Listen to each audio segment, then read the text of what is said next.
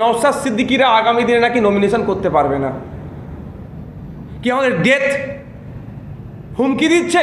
মন্দিরের মাইক কি করে খুলবো, মসজিদের মাইক কিভাবে খুলবো, কে গোমাংস খাবে, কে পাঁঠার মাংস খাবে, কে ডিম খাবে কি খাবে না, এই নিয়ে আমরা ব্যস্ত আছি।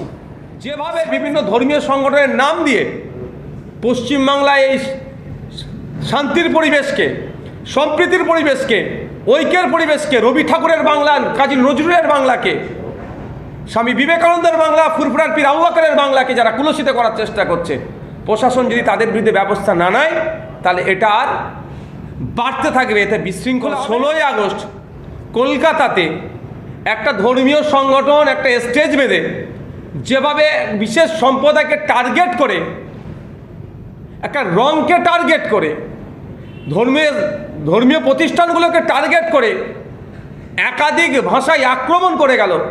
পুলিশ মন্ত্রী তখন কোথায় ছিলেন?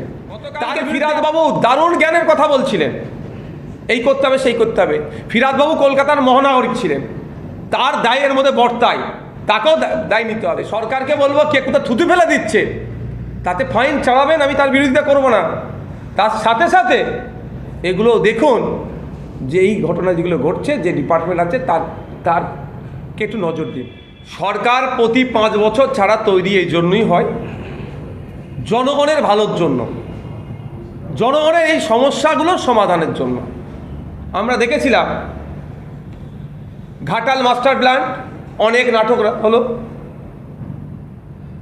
ফি বছর ওখানকার মানুষ ডুবছে, খানাকুলের মানুষ ফি বছর ডুবছে। এর থেকে উত্তর আবার কোনো পরিকল্পনা সরকার নিচ্ছে না কেন, এটাই তো ভাবার বিষয়। আমাদের পশ্চিমবাংলার কথা বলছি, এমন জেলা আছে যেখানে পানির অভাবে চাষ ঠিক হচ্ছে না, আবার অন্য জেলায় কি দেখছি অতিরিক্ত পানির কারণে তাদের বানভাসী হয়ে যাচ্ছে। এখানেই তো টেকনোলজির ব্যবহার করা দরকার, এখানেই তো সায়েন্সকে অ্যাপ্লাই করা দরকার। এটা করতেই ব্যর্থ। এর পরিবর্তে মন্দিরের মাইক কী করে খুলবো, মসজিদের মাইক কিভাবে খুলবো, কে গোমাংস খাবে, কে পাঁঠার মাংস খাবে, কে ডিম খাবে কি খাবে না, এই নিয়ে আমরা ব্যস্ত আছি। সায়েন্সকে অ্যাপ্লাই করা দরকার, টেকনোলজিকে অ্যাপ্লাই করা দরকার। যে প্রতি বছর যে ঘটনা ঘটে যাচ্ছে এর থেকে উত্তরাবার পরিকল্পনা কি আছে, সায়েন্টিফিক ওয়েতে সে বাঁধ নির্মাণ করে এখানকার যেটা অতিরিক্ত আছে পানিটা সেটাকে সাইড করা হোক। আর দ্বিতীয়ত যে নিকাশিগুলো আছে, নিকাশি ব্যবস্থা ধ্বংস হয়ে গিয়েছে। আমি কুচবিহারের কথা যদি বলি, কুচবিহারের মহারাজা কুচবিহার শহরের লাগোয়া 100টি পুকুর দিয়ে গিয়েছিল। আজকে খোঁজ নিয়ে দেখুন 50% প্রায় সে পুকুর আর খুঁজে পাবেন না। আর একটা তদন্ত করা দরকার এই প্রসঙ্গে। জল ধরো জল ভরো প্রকল্প, লক্ষাধিক নাকি পুকুর কাটা হয়েছে, সেগুলো তদন্ত করা। মাননীয় মন্ত্রী মহাশয় তথা মুখ্যমন্ত্রী সহ ডিপার্টমেন্টাল মন্ত্রীর কাছে আমি এখান থেকে অনুরোধ করব, ওই প্রকল্পটার সারে জমিনে গিয়ে তদন্ত করা হোক, কত পুকুর অলরেডি কেটেছে না ওই টাকা লুট হয়েছে। পুজোর আগে আইন শৃঙ্খলা পরিস্থিতির বিষয় নিয়ে বিধায়কদের সতর্ক থাকার কথা বলছেন মুখ্যমন্ত্রী। এই সতর্ক থাকার কথা যে সময় বলছেন ঘটনাচক্রে, সেদিনই রাজ্যে আরো 50 কোম্পানি কেন্দ্রীয় বাহিনী আসে। দেখুন ব্যাপারটা হচ্ছে দুটো প্রশ্ন থেকে যাচ্ছে, রাজ্যের আইন শৃঙ্খলা, দ্বিতীয় হচ্ছে সেন্ট্রাল ফোর্স। তাহলে আমাদের স্টেট ফোর্স সাফিসিয়েন্ট না, দুটো দিক দিয়ে সাফিসিয়েন্ট না, একটা হচ্ছে সংখ্যায় অথবা পারদর্শিতায়। এটা পুলিশ মন্ত্রী তিনি বলতে পারবেন সংখ্যায় কম না পারদর্শিতায় কম। তাহলে আমাদের ফোর্সকে কোনো না কোনো জায়গায় আমরা কি অপমান করছি না তো? একটা সময় লালবাজার স্কটল্যান্ড ইয়ার্ডের পরেই আমরা চর্চা করতাম নিয়ে, আজকে তারা কোথায়? দ্বিতীয়ত হচ্ছে আমরা পশ্চিমবাংলার নাগরিক, বাংলার নাগরিক, প্রতিটা ধর্মীয় উৎসবে বা সামাজিক উৎসব হোক না কেন, আমরা আমাদের প্রত্যেকেরই লক্ষ্য রাখা দরকার, শুধু এমএলএ নয়, প্রত্যেকে জনগণের লক্ষ্য রাখা দরকার যে আমাদের এই উৎসবে কেউ না কোনো রকম কোনো অপশক্তি তারা নখ দাঁত না ফুটাতে পারে। এটা আমাদের প্রত্যেককে লক্ষ্য রাখতে হবে। তবে একটা কথা বলবো, তিনি যেভাবে সতর্ক করছেন 16ই আগস্ট কলকাতাতে একটা ধর্মীয় সংগঠন একটা স্টেজ বেঁধে যেভাবে বিশেষ সম্প্রদায়কে টার্গেট করে, একটা রঙকে টার্গেট করে, ধর্মীয় প্রতিষ্ঠানগুলোকে টার্গেট করে একাধিক ভাষায় আক্রমণ করে গেল, পুলিশ মন্ত্রী তখন কোথায় ছিলেন? তার বিরুদ্ধে এখনও কেন সুমোটো হলো না, এটা আমরা পুলিশ মন্ত্রীর কাছে জানতে চাই। ওটা কি আইন শৃঙ্খলা বিনষ্ট করার জন্য বলছিল না? ওখানে এ ধরনের বলা হচ্ছে নওশাদ সিদ্দিকীরা আগামী দিনে নাকি নমিনেশন করতে পারবে না। কি আমাদের ডেথ হুমকি দিচ্ছে, না আমার ভোটাধিকার কেড়ে নেওয়ার হুমকি দিচ্ছে, না বিশৃঙ্খলা তৈরি করে পশ্চিম বাংলার পরিবেশকে অশান্তির আগুনে চালানোর চেষ্টা হচ্ছে? আমি একটা কথা এটা বলবো,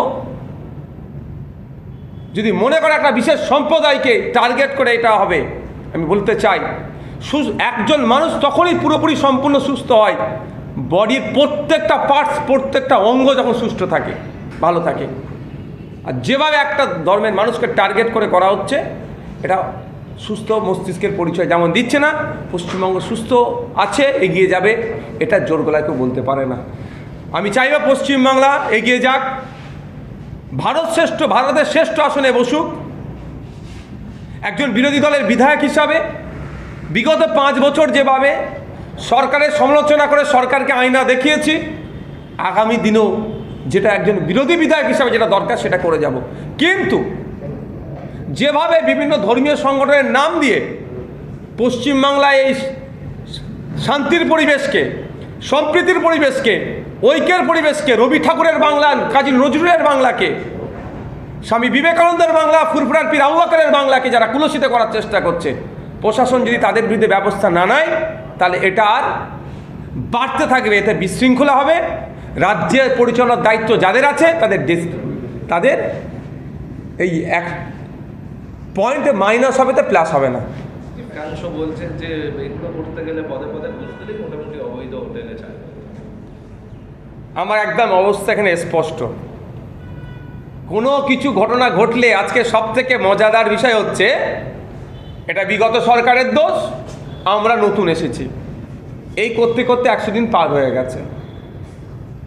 এখনও যদি একটা 35 বছর 40 বছরের যুবককে বলা হয় বাচ্চা ছেলে ভুল করে ফেলেছে, তাহলে হবে আর কখন? ও বড় হবে আর কবে? 100 দিন পার হয়ে গেছে অলরেডি আমরা নতুন সরকারে। থুতু ফেললে রাস্তায় নাকি ফাইন হবে। যদি এত টেকনোলজি আমাদের রাখতে পারা যায় যে থুতু কোথায় ফেলতে ধরে নেবো ফাইন হবে, তাহলে সেই টেকনোলজিগুলোকে ব্যবহার করা হচ্ছে না কেন? যে কোথায় ইললিগাল বিল্ডিং আছে, হোটেল আছে, সেখানে ফায়ার সেফটির বা আরও আনুষঙ্গিক বিষয়গুলো ঠিকঠাক আছে না নাই, তাদেরকে নোটিশ ধরানো হোক, এই টাইমের মধ্যে করতে হবে। আর সবথেকে বড় কথা হচ্ছে আমরা কেন আধিকারিকদেরকে প্রশ্ন করি না? আমরা দায় এড়িয়ে যাওয়ার জন্য, এটা আমাদের আমলে হয়নি, আমাদের ভুল নয় বলে শুধু তো হবে না। হ্যাঁ, বিগত সরকারের আমলে এইটা ছিল, তাদেরকে দোষ নিতে হবে। গতকালকে ফিরাদ বাবু দারুণ জ্ঞানের কথা বলছিলেন, এই করতে হবে সেই করতে হবে। ফিরাদ বাবু কলকাতার মহানাগরিক ছিলেন, তার দায়ের মধ্যে বর্তায়, তাকেও দায় নিতে হবে। কিন্তু সাথে সাথে আধিকারিকগুলোকে আমরা এড়িয়ে যাচ্ছি কেন? আধিকারিকদের তো চেঞ্জ হয় না, পোস্ট তো চেঞ্জ হয় না, পোস্ট থেকে যায়। তাদের কাজ তো এটাই, জনগণের ট্যাক্সের টাকা দিয়ে তাদেরকে মাইনে দিয়ে রাখা হয়েছে এজন্যই যে তাদের ভূমিকাগুলো কি এগুলো খতিয়ে দেখা দরকার। এই যে বলছিলেন যে টাকা দিলে কাজ হবে, না দিলে হবে না, এর সাথে কারা যুক্ত তাদের বিরুদ্ধে ব্যবস্থা গ্রহণ করা দরকার। এবং সেই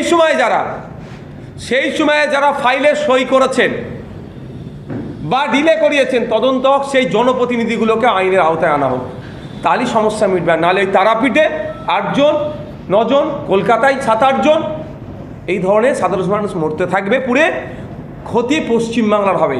দেখুন, পর্যটন শিল্প একটা গুরুত্বপূর্ণ শিল্প। এই দুটো ঘটনায় যারা মারা গিয়েছে তারা হয় ভিন্ন রাজ্যে, না একটা ভিন্ন দেশের।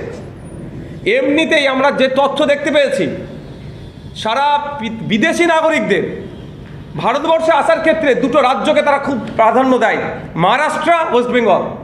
যদি ওয়েস্ট বেঙ্গলের ক্ষেত্রে এই ধরনের ঘটনা ঘটে, পর্যটকরা যদি বিমুখ হয়, তাহলে পর্যটন শিল্পে ধ্বংস হবে। ভিন্ন রাজ্যের প্রতি বছরে প্রচুর পর্যটকরা আমাদের রাজ্যে আসে, এই যে তারাপীঠের যে ঘটনা ঘটেছে, ধর্মীয় পর্যটন কেন্দ্রে এসেছিল, তীর্থে এসেছিল, মেঘালয়ের মানুষজন তারা আজকে আগুনে পুড়ে মরল। দেখুন খোঁজ নিয়ে ফায়ার সেফটি ঠিকঠাক ছিল না। তাহলে কী হলো, ভিন্ন রাজ্যে যদি আমাদের পারসেপশন খারাপ হয়ে যায়, তাহলে আমাদের পর্যটন যদি ভিন্ন রাজ্যের বা ভিন্ন দেশের না আসে, আমরা অর্থনৈতিকভাবে ক্ষতিগ্রস্ত হব। তাই সরকারকে বলবো, কে কোথাও থুতু ফেলে দিচ্ছে তাতে ফাইন চালাবেন, আমি তার বিরোধিতা করব না। তার সাথে সাথে এগুলো দেখুন যে এই ঘটনা যেগুলো ঘটছে, যে ডিপার্টমেন্ট আছে তারকে একটু নজর দিন।